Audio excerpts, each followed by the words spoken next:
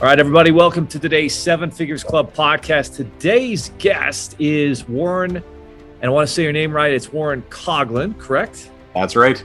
Warren is a business coach to not just entrepreneurs, but ethical entrepreneurs. He's a serial entrepreneur himself. He's a father. And not only is that, but he's actually been coaching entrepreneurs to success and freedom since 2002. He's also a recovering lawyer. I like that about him. My dad's an attorney.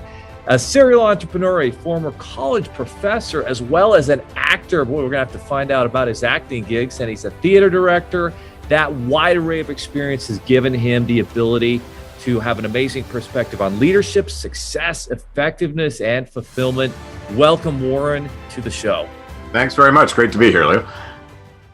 There are over 32 million businesses in the U.S., and over 90% of them will never break seven figures in annual sales. So how do we as entrepreneurs or aspiring entrepreneurs break into that seven figures club? This podcast will relentlessly share the secrets, strategies, and tactics I've used to create 3 multi-seven figures businesses and bring in even more successful entrepreneurs than me to share their inspirational stories and tactics to success. You can create your dream business and life right now. So buckle up and let's go. All right. Well, let's kind of start at the beginning, Warren, before you jumped into entrepreneurship and you were, at some point an attorney, went to law school. Where did you grow up? What was childhood like? And what do you think, in those formative years led you to entrepreneurship or what were you like as, a kid growing up? That's an interesting question.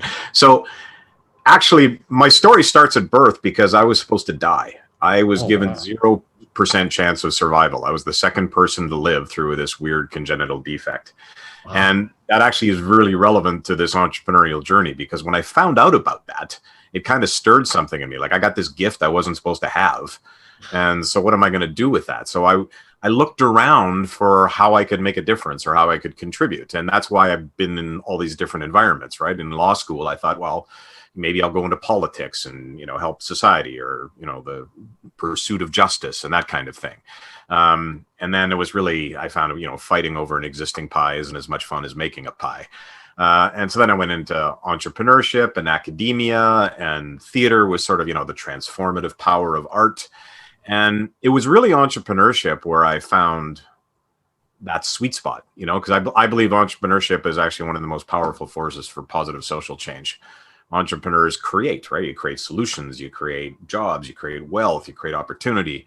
And so that's where it really hit. And, what kind of drove me for that growing up? I mean, I had a bunch of weird experiences, right? Like I lost my hair when I was 12 years old. It was another health thing back in 1975. And I had lots of support from people around me. My folks were great about it. My friends were great about it. And we moved a few times. And so the whole set of experiences always just showed me that in the face of anything, there's always opportunity. And as long as you're proactive about being responsible for the outcomes that you're creating, you can produce sort of whatever you want. And that just kept being kind of the lesson that I was getting in my life. I wasn't supposed to live, but I did. Moved, lost my hair. That should make you shy, but I wasn't. And so it just all these things kept reinforcing for me that carving your own path is the way to go. And then I got some jobs, and frankly, I was a crappy employee. Not, I did a fine job, but I did not like being an employee. And interestingly, theater helped a lot with that idea of understanding entrepreneurship, because in theater, and I'll say this to entrepreneurs sometimes, and it's a little bit sphincter tightening for them. Here's what happens in theater. You get 3 blank walls and a script this thick. And in 7 weeks, you've got to design, install, construct sets, lights, props, costumes, rehearse, find emotional truth, market, put butts in seats. And that curtain has to open at 7:59 on a Thursday night with 100% predictability. And everybody involved are flakes. And I say that lovingly because I was the one. And if a bunch of flakes can pull off something of that degree of complexity with that degree of predictability, why can't you as an entrepreneur make fundamental changes in your business in 90 days? Absolutely. So incredible story. So 0% chance to live, and then going through adversity and difficulty, losing your hair at age 12, but luckily having great supportive parents. What was your first experience into entrepreneurship where you realized, maybe being an entrepreneur is actually the path I wanted to go? How did that happen? What was that first experience like? The first experience, like a lot of entrepreneurs, was incredibly painful. I actually left law to start a semi-professional sports team. And I had the deal basically stolen from me. I had a corporate finance guy working with me at the time, and it was my first entrepreneurial gig. And I went, "What did I do wrong?" And he said, "I've been doing this for over a decade." He says, "You did everything right. I've never seen a deal where people were so intent on kind of screwing the main idea of the deal." And so my first experience was actually really painful, but the team actually was created, and at one point was the highest merchandising team in that particular league.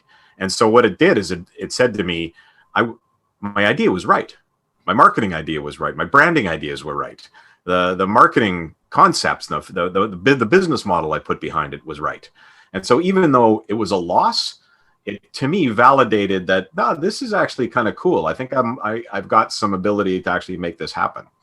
And so that's when I went into academia. I was like, oh my God, I left law to start this business, lost it. I've got nothing. So what am I going to do? So I quickly, I don't know why I got this idea, but I wrote to this college and said, here, I'll do this course on marketing law. And they said, yeah, great idea. So I came in and I was one of the last classes in a 2-year program. And that funded me while I was going on to the next business, which was a consulting business in new media. And that one kind of took off. It grew. We created what was called the Canadian New Media Awards. We had 3 or 4 businesses under that. And it was like, okay, this is kind of cool. So how long have you been practicing as an attorney when you decided to, take this chance, take this risk, and launch this semi-professional sports team? I've been practicing for 6.5 years. Okay, so quite a while. And what segment of law were you in? I was in litigation. So I did civil litigation and administrative litigation. Okay. And it was really, it was a really wonderful firm that I worked for, like super highly ethical people, good quality, and I had this case with my principal, and it should be every litigator's dream. We did historical research back to the 1700s. We were totally wearing the white hats. We kicked their butts all over the courtroom. We did like $1 million in billings. And at the end of it, it was kind of like, meh. And I was sort of like, if the best it can be is meh, then I'm probably in the wrong place. So then you get this idea. What sport were you tackling at that point to launch Hockey. that? Hockey. Okay. Yeah. Okay. So it's a semi-professional hockey team and you're launching it. And what was it that gave you, the courage to take that risk? Because you're stepping away from, although it wasn't as satisfying as you felt like life could be, you're still taking some pretty big risks, walking away from a significant, a decent, really good paying job, I would imagine, and a well-established law firm.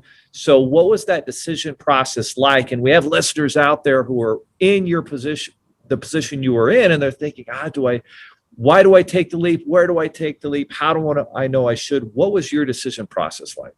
So I had a friend who was involved in the industry, and he'd validated for me that there was an appetite for this team. And then I took my time. I did a bunch of research. Like I interviewed a whole bunch of other owners, looked at their business models, looked at geography, found the right location. And so before I leapt, I did a bunch of research. I actually had the VC involved. I had architects involved. So everything, I felt like I'd done all the putting the ducks in the row. I just didn't. So that's what gave me the comfort for it. And I was super excited about it. I thought it was just going to be really cool. And on the risk mitigation side, I was a single guy. I didn't have a lot of assets at the time. So, if it went belly up, oh well, I just go get a job and do something else, right? So the downside risk wasn't super high. Yeah. But the lesson when you say there's people who were there. So early on in this endeavor, one of the people who I approached to help with the team did something that was a little slimy. And this is where this whole ethical thing really kind of came in. And there was a flag, and I ignored the flag. Because I went, he just wants to do that. I rationalized around something that my spidey sense went, this isn't good. It's not right. And if I should have paid attention to the spidey sense, and that's one of my, do not get into business with people who don't share your values. That's going to bite you on the backside almost 100% of the time. Mm-hmm. Absolutely. Okay. So as you're making that decision, you did the research, the R&D's there, you've got essentially, proof of concept by people who really know that, hey, there's a market for this. And so everything's lined up there. And then what really does it in is connecting up with, strategic partners maybe who don't share the values. So there's a lot of learning lessons there in dealing with people who have your values. And then you go on and now you're a professor. And then what's the next project? What's the next step and the next business and entrepreneurship, and how does that idea come? So it was a new media consulting business, and it started as a promotional idea. I had a really small tactical thing, but it was like an impact promotion idea using some new technology that was available. And I partnered with a guy, and we managed to get some funding because it was sort of a little experimental piece in the technology that made it an attractive piece. Interestingly, and it was funny, my journey originally started with like two failures. First was the hockey, and then this one. I sat down with the vice president of marketing for one of the largest breweries in Canada, presented him with the idea, and he said, "This is exactly what we're looking for." And I was like, I can't do any better than give somebody exactly what he's looking for. And then he put it in the hands of the brand managers, and it was the politics of a large organization. People had their own promotional ideas over the next year, and it sort of withered on the vine. And so it didn't wind up going ahead. It was probably a $3.5 million deal if it had gone ahead.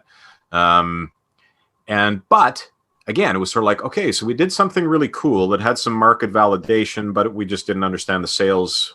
Part of that is then how you actually sell into large organizations and what the understanding of that is.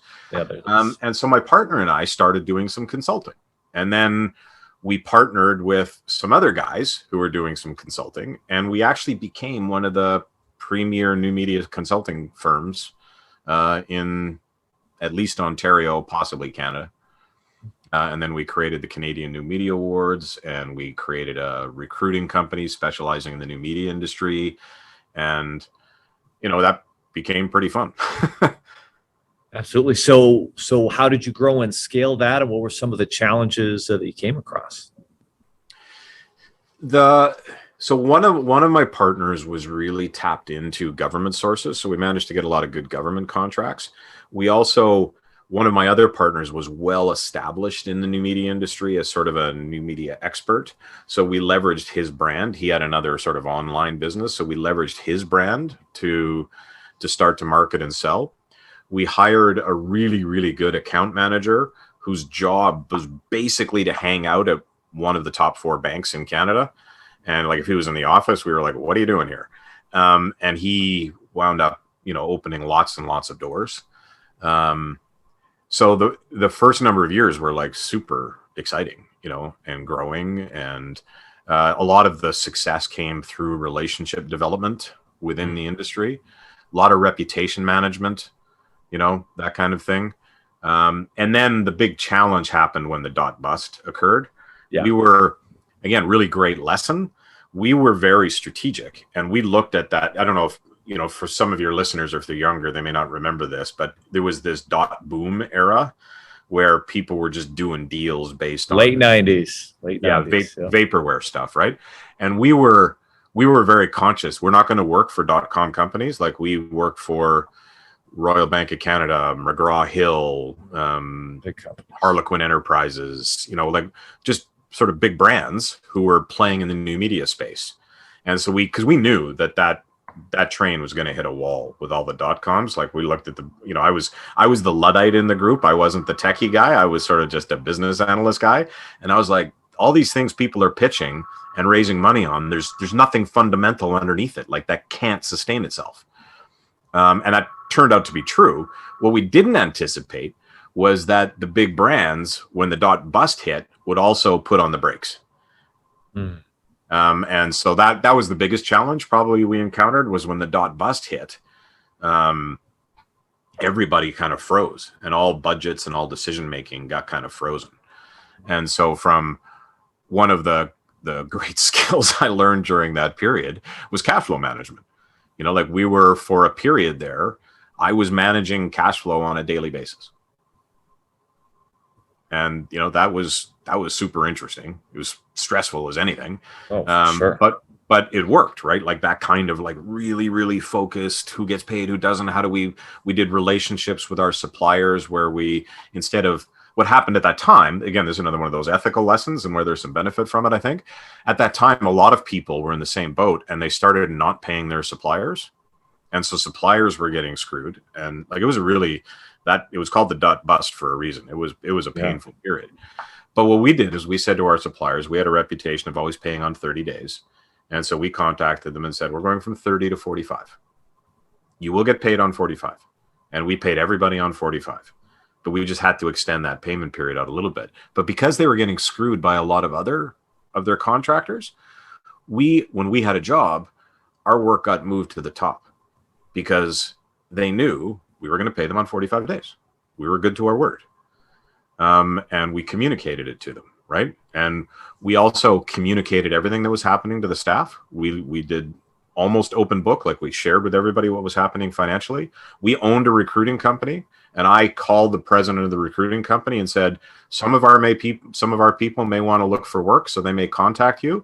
Do not tell me if they are contacting you. And I said to our staff, I know this is a tough period. Some of you may want to look for other work. Our recruiting company has been instructed to help you if you want to look for work and to not tell me if you do. I hope you tell me so that we can make plans, but I don't want you to feel any pressure, so you don't have to. We didn't lose a single employee during that period. So how many of your competitors do you think did it differently, where they didn't communicate with the manufacturers, they didn't work out of deals, they didn't follow through? Quite a few. And a lot of them got badly hurt. And 100%. So on the other end of it, there was actually great opportunity to, find some good people. Absolutely. And that comes back to one of the core values that we've got here with our team, and that's to do what you say you're going to do. And I think too often, that's not what people do. It separates like 70-80% of the business community don't make that. They don't follow through. They aren't, kept to their word. And when things change, they don't communicate. And so when the market changed, when the dot bust happened, you guys kept those communication, everything going forward. It was transparent, not only with your manufacturers. These are strategic partners. Like, you can't do business without these guys, right? Suppliers were necessary. Yeah. And the thing that's so fascinating about your story is your first two forays into entrepreneurship, they didn't work out. And there's a big percentage of entrepreneurs that start out and fail, and yet they continue to learn. And eventually, the good thing is Mark Cuban says you only have to be right in business one time for it to pay off. But so many people give up. Why did you not give up? And what can people who have had that initial failure in business entrepreneurship learn from your story? That it's the learning that matters.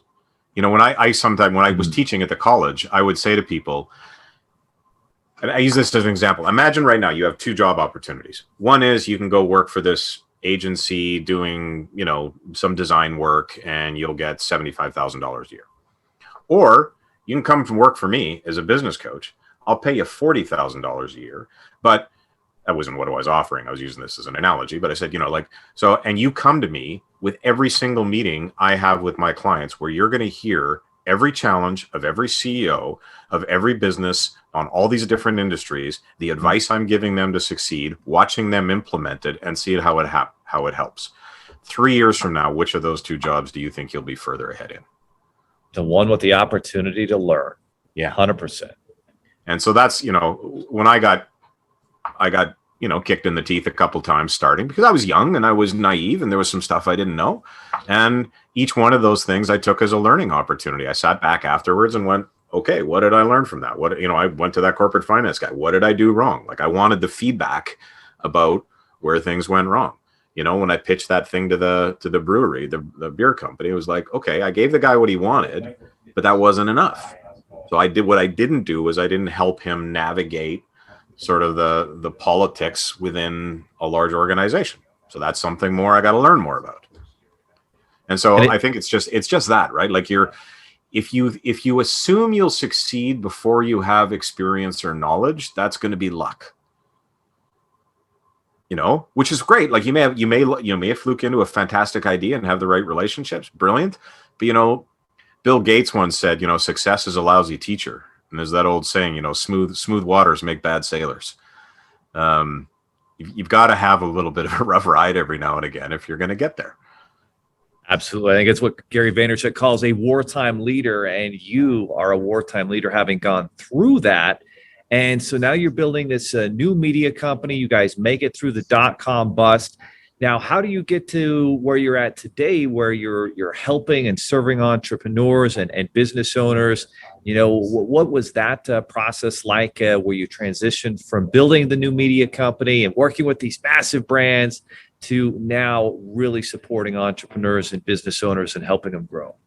So the four of us that were owners in the business, we wound up having just sort of different directions that we wanted to go. And so one of them, he and one of the senior guys just bought out the other partners, the other three partners. So we just sold our interests to go on to do different things. And I was looking for the next thing to do. And this was back in 2001, 2002. And I'd never heard of business coaching. Didn't even know it was a thing. And I was sort of like, okay, what's my next thing going to be? And I was talking to some family and friends, and a family friend in Calgary was a business coach. And somebody said, you should talk to Dawn. She's doing this thing called business coaching. I went, what the hell is that? And I called her and looked into it, and I went, oh man, that sounds awesome. And so I just looked into it more, and there was an organization that was involved. And I took the leap, paid a franchise fee and jumped in. And the first while on that was a bit tricky. And then after a few years, I figured out a few things that I didn't know on the sales front. And it was interesting. So as I was doing that, I was looking at business coaching, and then I was looking at this training model. And this training company did a personality profile kind of thing. And I had a 97% match with consultative selling. And so they recruited me hard, but I went into the coaching. But then in the coaching, in my first year, I had a hard time selling. And I was like, what's going on? Like, I've got this personality profile that says I should be able to sell, and yet I'm not. And so the organization I was with, they had a professional sales coach who came out with me on a few sales calls. And this was bizarre. He wrote back to head office, and this will sound boastful, but it's not, because he was wrong. He actually wrote back and he said, I don't get it. He says, Warren's the best sales guy you've got in the country. And I thought, that is the stupidest statement I have ever heard, because by definition, I am not, right? Like a great salesperson sells, and I wasn't selling enough. So he was wrong. So again, from a learning thing, it made me dig in. Like, I went, why is he saying that when the results aren't there? So I started studying sales more and went out with some guys who were succeeding. And it was like one dial of the tumbler was all I was missing. And as soon as I figured out that number, all of a sudden I got to about an 80% conversion rate, and I became the top revenue generating coach in Canada. Wait, so what was the missing piece? Great question. So what it was, I was too nice. I had this thing in my head that people are private about their financials. And so I wasn't pressing people to find out what their numbers were. But that's how you validate the investment in coaching, right? Like, I was great at getting their pain on the table and what their aspirations were and what their business challenges were. But I had this like sensitivity around, I don't want to ask them about their numbers, which was dumb, and as soon as I sort of started asking about that, lo and behold, I'd say, so what are your sales last year? This much. What are your margins? This, what does that leave you to take home? About this amount. No one hesitated to tell me. Right. And so then it became an easy conversation. So, okay, so if you do like a 5% increase in your profitability, you'll be hitting this amount. Yeah, that's right. Okay, well, that's easy to do with like two things. And people are like, all right. And all of a sudden, like, the conversion rates became really high. So sales obviously is so important. And Warren, I'm just curious, how many sales classes did you find, at college, at the university, or in law school? Oh, none. I never had any sales training. None. Yeah. And there's still none today. And my son is now graduating from high school in a month, and he He's going to be going to the University of Utah where I went, and I don't remember any sales classes there, and I don't know if they've implemented any. I sure hope they have. Why are so many education and institutions missing the boat on how important sales is?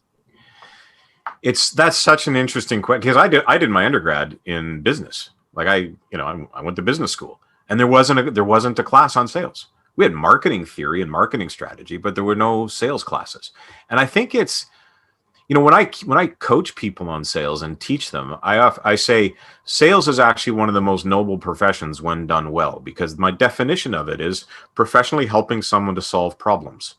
And if that's your mindset, if your mindset is to go in and help someone solve a problem, what is better than that? But I think people in institutions view sales as kind of this somewhat seedy activity where you're trying to manipulate people into doing something they don't want to do, which is just slimy selling. That's not good selling. And so I think the people in the academic institutions, because they don't understand what sales actually is and how important it is in the economy, and it doesn't in their view, I think, have this same sort of theoretical framework that maybe marketing does or finance does. It just feels like people out there are trying to persuade people. So, it's not truly an academic discipline, I think, is probably what's a bit behind that. But I think that's flawed. I think, there's a whole lot of really deep academic, or theoretically, academically inspired discipline and skills behind selling. Yeah, no, it's absolutely something that's vital. And for entrepreneurs to succeed, like, they have to understand the process of selling. And recently we had Jim Britt on the show, and he was Tony Robbins' initial employer and mentor and coach. And he talked about, find the problem, find the pain, find out if people want to resolve it, and then present them with the solution. And if you do that where you're actually caring about it, but then you also bring up a good point. If you don't bring up like where they're at now, the financials, and how they're going to benefit by working with you, then they're not going to. So really important points there. So what is the result that Warren Coughlin and your team give business owners who are running into obstacles and walls, and how do you help them, resolve those and move forward and create their dream business? So there's a whole bunch in what you just asked. Like, every entrepreneur has a different set of challenges. So I don't work off a curriculum. I have a framework. I have a structure and a framework, but not a curriculum, because it really depends on the starting point of the entrepreneur. So what are the benefits? They get growth. I've had clients that have done 8-figure exits. I've had people who are only working 2 to 3 days a week at a $75 million business because they've put in a second tier of management and a high performance culture. People are generating 7-figure salaries. People are just getting home to see their kids, at a more reasonable time. So there's like lots of different outcomes that people are looking for. The approach that I use, though, is fairly consistent, which is, and I came to this again through learning. I did not start this way. When I started coaching, I was pretty much like a lot of coaches. I talk to the client tells me what their problem is. I try to coach them through the problem, and then we go on to the next one. The weakness in that approach is clients often, as all entrepreneurs, often confuse symptoms for problems. And so what you can spend a lot of time fixing symptoms and not problems. And so what I came to was really all my clients at the beginning, I put through a strategic analysis piece. I've actually created a tool that automates the front end of the strategic planning process by asking a couple hundred questions. It automatically populates a SWOT analysis. And then, because I've done it for a while, I can look at a SWOT analysis and through some pattern recognition, basically pull out what the core themes or challenges are, and then say, okay, of these themes, what do you think are the priority ones? We choose that, and then we build 90-day plans and execute on the 90-day plans. And then the implementation of the 90-day plans, there's coaching, and there's training, and there's consulting, and there's creative brainstorming and problem solving. And every business, though, their strategic focus will be different, right? Sometimes people just don't have fundamentals in place. They don't have a vision. They don't have a purpose. They don't have a mission. They don't have a unique selling proposition. And so we kind of got to nail that. Yeah. Sometimes, one of the things that's happening right now for a lot of entrepreneurs, this is a bit it's related to what we're just talking about, but I think it's an important cautionary note. With COVID right now, here's what I'm seeing. A lot of people are really heads down and they're really reactive. Even people who've come through it well, they've still got a very short-term kind of focus. And a few people are starting to talk about this, but I don't think enough. The Bank of America has forecast 6.5% growth for the American economy in 2021. Goldman Sachs is saying 8%. And that's with relatively anemic growth in the first quarter, which means the back end of this year is going to be nuts as far as growth. 34% of millennial employees, have said that they are going to switch employers on the other end of pandemic. There's going to be massive job switching. Finding labor is going to be a big problem. If people are not thinking right now about how they're positioning themselves as an employment brand, as a culture, as a place that people want to work, and how they're going to attract people, if they're not thinking about that now, come January, it's going to get hard. And so this approach I use of starting with the strategic approach is to say, okay, what are the weaknesses? What are the opportunities? What are the things you should be thinking about now? And how do we put a plan in place to start taking advantage of it? And that's how I'm helping people get to where they want to get to a lot faster. Because what I find most people do is they do whack-a-mole, right? I got this problem, I got to hit that one. Oh, there's this problem this week, I got to hit that one. And they're trying to do 23 things at a time. Nothing ever gets completed, but they're exhausted and things don't change. Whereas if you can do 2 significant things a quarter, you'll have done 8 over the course of a year. You find me 5 businesses that have made 8 significant improvements over the course of a year. There's not that many, right? And it's because they don't do that kind of work. And so that's sort of the methodology I pursue. And then I combine that with a values-driven high-performance culture. And this is why. If you have a really good strategy but a really weak culture, the strategy is likely not to get implemented. If you have a really great culture but not much of a strategy, you got motivated people who aren't really going anywhere in particular. But when you combine the two, that's like 2 + 2 = 6. There's a real leverage in there when you have a clear strategy that a high performance culture buys into and is committed to. Now you're cooking with gas. And that's basically my whole coaching model in a nutshell is, build a high performance culture, get clear on your strategy, execute like mad. And that's the last piece where people fall down is people will draft a strategy, but then there'll be some thing that comes up and then they just sort of shunt the strategy aside and react to the matter of the moment. Whereas when you have a discipline and a commitment to execution, that makes all the difference in the world. Outstanding. Great value bombs that Warren is dropping for everybody listening right now.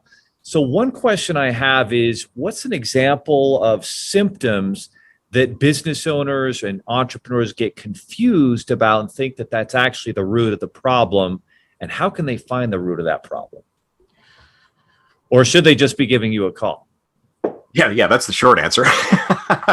The longer answer is by asking a bunch of whys. So what's an example? So an example is, and you hear it all the time, like most of the problems will distill down into 3 topics, right? Time, team, or money. Those are the 3 areas generally that you're going to surface problems in. Team is one where people talk about, and you'll get this, why can't I get my people to do what I want them to do? Why don't they listen? And there's a real blame thing in here, right? Those team members I have, they're not willing to do what I'm asking them to do. Okay, so you're saying that the problem is the people. I'm saying the symptom is the people. Why are the people not performing? And you'll hear this a lot too. All these millennials and Gen Zs, they're terrible. They don't like to work hard. Bull. I call that is just nonsense. I've got lots of clients who have millennial and Z employees who work their tails off. There's different things you need to talk to them about, but they will work really hard. So I'll say, and I had a client once that I did this. It was very uncomfortable because she was complaining about her team, and I went, okay, so which are the ones that are a problem? She listed 3 of them, so I drew them out on circles, and I said, and who hired them? And she was like, well, I did. Who trained them? Well, I did. And who manages them during the week? Well, I do. And who built the compensation plan that gets them to do what they're supposed to do? Well, I did. And she goes mad at me. She goes, "You're saying it's me." Maybe. And it's like she was the common denominator. So it's not like and it was just a question of, you don't have all the skills yet to do that properly. Like if you've got the wrong people in the positions, either you've got a recruiting problem, you've got an onboarding problem, you've got a management problem, or you've got a compensation / recognition problem. And we got to dive into those to see which it is. Because it is just not the case that people generally suck. That just can't be. Because if that was the case, there'd be no business succeeding. No question. And I find the most successful entrepreneurs always blame themselves. They're always accountable first. And when that comes from the top down, then the rest of the staff are, wow, if the entrepreneur founder is holding him or herself accountable, then, it makes it that much more likely that the employees and the team will as well. Right. But with that, right, like I didn't just stop with, well, it's you, because it's not just you. It's like, is it maybe you don't know how to recruit properly? Like, let's get right to what the issue is. And when you can get to that, then sales is another one, right? Like, well, I'm not selling. My salespeople suck. Well, do you do sales training? Do you, And so often there's something underneath what you think the problem is. And so it's really asking you probably heard of it, like the 7 whys. That's a structured way of doing it. Mm-hmm. You don't have to do it that structured. But just for any problem, you have to ask why 7 times. And if you do that, you'll get closer to what the real problem is. Absolutely. Now, you mentioned some clients that you've helped get their business into a position where they could exit. We're talking 8-figure exits, which is a dream for a lot of entrepreneurs out there. What are some of the keys to building an exitable type business where you could have that big, liquid capital moment and exit out? There's lots of different models, right? So sometimes there's people who do strategic buys of companies. And so without getting into like all the different models, this is the high watermark. What I always tell people, I think there's 3 things that if you have in place will make your business more saleable. So the first is a high performance culture. If you have a high performance culture, then you don't have to be in there doing everything all the time. And if you think about it from a buyer's perspective, what does a buyer want? If you have 2 businesses that are both doing $5 million in revenue, one requires you to be in there dealing with clients and problems all the time, and the other one, you only have to go in 10 hours a week. Which one is more valuable? The second one, right? So having a high performance culture is 1. 2 is having a second tier of reliable management who runs that high performance culture. Now, sometimes a smaller business, if it's a smaller business, that's harder to do, but this is why I would say it's high watermark. If you can get to a second tier of management who can run the operations of the business, that again makes that business far more valuable. And then the third is having what I call a management dashboard, which is really, for lack of a better term, what are the KPIs or key performance indicators, which are predictive indicators and reactive indicators or result indicators of the business that allow you to manage from afar.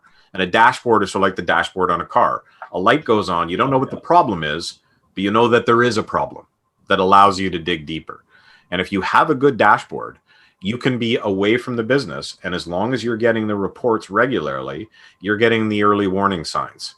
Look at this. Our conversion rate has gone from 40% to 32%. That's interesting. Our key ratio, current ratio is dropped from 4-to-1 to 3-to-1. What's going on there, right? So then it just allows you to get on the phone to that second tier of management and say, this is what's going on. So again, from a saleability standpoint, if I can buy a business that has a dashboard that allows me to see what's working in the business and what isn't working on a trending basis, that's super, right? That makes me way more valuable. Now, the flip of that is, if you have those 3 things in place, you may not want to sell the business because it's actually fun to run. 100%, when it can kind of run itself without you having to work in it all the time and be in the middle of fixing every problem. You've got that high performance, you got that second tier level of management and leadership that holds people accountable, moves things forward. And then you've got those key performance indicators. that dashboard that tells you where the problems are at, just like in your car, and just ingenious. So Warren, how can people listening, look to work with you, and what does the process look? I'm sure you don't work with everybody, but how can they, get themselves ready, and how can they reach out to you and find out if they're a fit? So they can find me at my website, warrencoughlan.com, and that's Coughlin. And there's a number of tools on there too that they can look at to try to help their businesses. Some of those tools will help them get ready. There's for instance, there's a sales management, sales planning and tracking tool right on my homepage that allows you to manage your sales and your sales people much more effectively. In terms of getting ready to work with me, I don't work with everyone. Generally, I like to see people roughly at about 750,000 in revenue up to 10, 20 million. And as long as they're somewhat values driven, like I had a guy once, he wanted me to work with him, and I asked him about, his life and his business. And through the conversation, he basically came out that he said, if I die, I don't care if my wife gets anything. And I was like, I'm out. Like that, there's certain values that I just, I'm not interested in participating in. But generally, if people are growth oriented, they're willing to take feedback. And that's one of the reasons I often don't work with startups. A lot of young startups, they haven't had the kicks in the teeth that I talked about earlier. So they think they know more than they do. And they often aren't willing to take advice. So I've had a number of times where I spoke, say, well, what about this? Oh, we're all over that. We're all over that. I'm going, no, you're not. You're really not all over that. But they think they are just because they haven't had the experience yet. So I like to see people who've been in business for at least a couple of years so that they know that there's some things that they don't know. And then what I do is I sit down with people for basically an hour to ask them a bunch of questions. I have them fill out a little questionnaire before that to help me focus in. And the interesting thing is, while I have a high conversion rate, I don't actually sell. I just talk to people, and if I can't help someone, I will tell them. And if I can help them, I'll say how. And if that seems to fit with what they're looking to achieve, then we wind up working together. Good stuff, guys. So if you're listening, again, that's Warren, Warren, and then Coughlin, Coughlin.com. He does have some amazing tools right there on the website, cool tools for entrepreneurs. Check out those resources. And if you're in that neighborhood where you're doing $750,000 a year in sales, you've been in business for a couple of years, most importantly, you're coachable. Like, even the most successful entrepreneurs are always learning. They know that they don't know everything, and that's why they've got great professionals and experts like Warren in their corner to help them grow, to help them get to an 8-figure exit, or just that great lifestyle. Because I know there's so many entrepreneurs, I've certainly been there, where you're working so hard and you feel like if you're not in there 60, 70, 80 hours a week, that the business is going to fall apart. And that's where a guy like Warren can come in and really help you out. Thank you very much. That's very true. I actually just was interviewed yesterday by a former CEO, and his whole thing, he's trying to help other entrepreneurs. And he said, I wish I had a coach when I'd started. It would have made things so much easier. You can do the school of hard knocks, or you can have someone who's already got the experience help you avoid those. Warren, thank you so much for being on the show. It's been an amazing episode that people will be listening to for a long time. Again, guys, go to warrencoughlan.com. Take advantage of the cool tools and put an expert on your side, an advocate to help you grow and scale your business. Thanks so much. Are you looking for more 7-figure secrets, content, or even how you can launch your own recession-proof business? Then check out 7figures.com. That's the digit 7, Figures.com, where we share more videos, stories, strategies, funding solutions, entrepreneurial education, and even the secret business type that's recession-proof. Thank you for listening, and if you're finding value in our podcast, please give us a 5-star and invite others to join the club.